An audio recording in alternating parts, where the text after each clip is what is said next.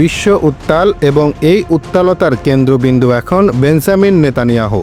ইসরায়েলের প্রধানমন্ত্রী হিসেবে দীর্ঘ সময় ক্ষমতায় থাকা নেতানিয়াহু এখন ইতিহাসের চূড়ান্ত চাপের মুখে দাঁড়িয়ে আছেন। গাজায় চলমান হত্যাযজ্ঞ, সামরিক অভিযানের পরিকল্পনা, আন্তর্জাতিক নিন্দা সব মিলিয়ে তার অবস্থান ভেঙে পড়ার পথে। প্রতিটি বিমান হামলা, প্রতিটি রকেট যুদ্ধ, প্রতিটি ধ্বংসস্তূপ তার রাজনীতিকে অস্থির করেছে। বিশ্বের নজর এখন তাকানো নেতানিয়াহুর দিকে, আর তিনি জানেন ক্ষমতা ও দায়িত্বের ভার এককালে এত ঝুঁকিপূর্ণ হতে পারে। ইসরায়েলের সামরিক অভিযানের বিরুদ্ধে প্রতিবাদ বিশ্বজুড়ে ছড়িয়ে পড়েছে। ফিলিস্তিনের শহরগুলো ধ্বংস, শিশু ও সাধারণ মানুষ নিহত। এইসবের দায় নেতানিয়াহুর কাঁধে। মধ্যপ্রাচ্যের রাজনৈতিক বিশ্লেষকরা বলছেন তার নেতৃত্বের দিনে ইসরায়েলের আভিজাত শক্তি ভেঙে পড়ছে। পাশাপাশি আন্তর্জাতিক সম্প্রদায়ও নেতানিয়াহুর কৌশল নিয়ে প্রশ্ন তুলছে। রাজনৈতিক ও কূটনৈতিক চাপ ক্রমেই বাড়ছে, যা তাকে এখন একান্ত সংকটময় পরিস্থিতিতে ঠেলে দিয়েছে। তার পতনের ঝুঁকি শুধু রাজনৈতিক নয়, সামরিক ও সামাজিক দিক থেকেও। গাজার রকের প্রতি আন্তর্জাতিক দৃষ্টি, মুসলিম ও পশ্চিমা উভয় বিশ্বের প্রতিক্রিয়া